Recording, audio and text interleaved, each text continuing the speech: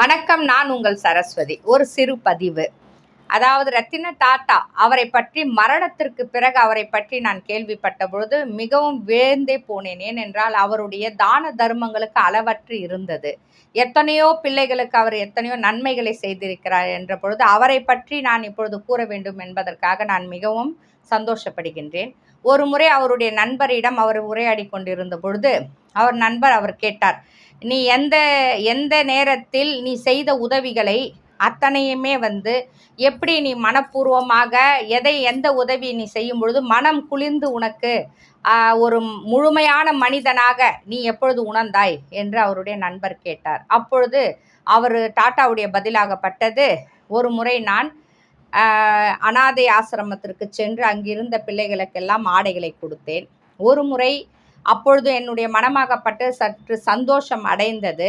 பிறகு அது சிறிது நேரத்திற்குள் அது கலைந்து விட்டது. மறுபடியும் நான் ஒரு முதியோர்களுடைய ஆசிரமத்திற்கு சென்று அங்கிருந்தவர்களுக்கு ஆடைகளை கொடுத்து அவர்களுக்கு உணவை கொடுத்தேன். அப்பொழுதும் மனமாகப்பட்டது சற்று எனக்கு மனம் மகிழ்ச்சி ஏற்பட்டது. ஆனால் சிறிது நேரத்தில் அந்த மகிழ்ச்சியும் சற்று குறைந்து விட்டது எனக்கு.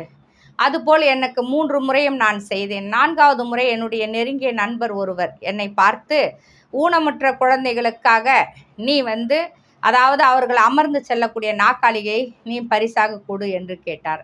அப்பொழுது எனக்கு மிகவும் ஆனந்தம், சந்தோஷம் ஏற்பட்டது டாட்டாவிற்கு. உடனே நான் செய்கின்றேன் என்று கூறி ஒரு 20 நாற்காலிகள், அதாவது அவர்கள் ஊனமுற்றவர்கள் நடக்க முடியாமல் இருக்கக்கூடிய நாற்காலிகளை அவர்களுக்கு பரிசாக வாங்கி தருவதாக டாட்டா அவருக்கு கூறினார். அதன்படி அங்கு சென்று 20 நாற்காலிகளை வாங்கி கொடுத்தார். அந்த குழந்தைகள் அத்தனை பேருமே அவர்கள் நடக்க முடியாது இல்லையா, அந்த நாற்காலியை பார்த்து அவர்கள் உட்கார்ந்த பிறகு டாட்டா பரிசாக அளித்தார் என்று கேள்விப்பட்ட பிறகு அந்த மக்களுக்கு மிகவும் ஆனந்தமாக ஆய் சிறுவர்கள் அங்கும் இங்கும் சென்று அவர்கள் விளையாடுவதை கண்டு கழித்து கொண்டிருந்தார். அப்பொழுது ஒரு சிறுவன் மிக அருகில் ஓடி அதாவது அந்த தள்ளு வண்டியில் தள்ளி கொண்டே டாட்டாவுடைய காலை பற்றி கொண்டு இருக்க பற்றி கொண்டான். டாட்டாவால் என்ன செய்வதென்றே தெரியவில்லை. அப்பா, என்னுடைய காலை விடு என்று அவர் மிகவும் நெகிழ்ச்சியான அந்த காட்சியை அவரால் காண முடியவில்லை. அந்த குழந்தை காலை கட்டி கொண்ட பொழுது மிகவும் உற்று அந்த சிறுவனாகப்பட்டவன் டாட்டாவை உற்று நோக்கினான். அப்பொழுது அவர் கேட்டார், என்னை எதற்குப்பா இப்படி பார்க்கிறாய் அப்படின்னு கேட்டதற்கு டாட்டா கேட்ட பதிலுக்கு அந்த சிறுவன் கூறியது தான் மிகவும் அதிர்ந்து விட்டேன். ஏனென்றால் அந்த சிறுவன் கூறினான், உங்களுடைய முகத்தை நான் மிகவும் பார்த்து ஞாபகம் வைத்து கொள்கின்றேன். அப்பொழுதுதான் சொர்க்கத்திற்கு செல்லும் பொழுது உங்களுடைய முகத்தை நான் பார்ப்பேன் என்று. இதுபோல் அவர் டாட்டா உண்மையாகவே அவர் பூமியில் அல்ல, சொர்க்கத்திற்கு சென்றாலும் அங்கு அவருக்கு சொர்க்கம்தான் கிடைக்கும் என்பதை முன்பாகவே அந்த சிறுவன் உரைத்த பொழுது அதில் அளவற்ற மகிழ்ச்சி அடைந்து மேலும் மேலும் மூலமுற்ற குழந்தைகளுக்கு அவர் நீண்ட செய்ததை அவர் போல் அத்தனை பணம் படைத்தவர்கள் அத்தனை பேருமே உதவி செய்ய வேண்டும்.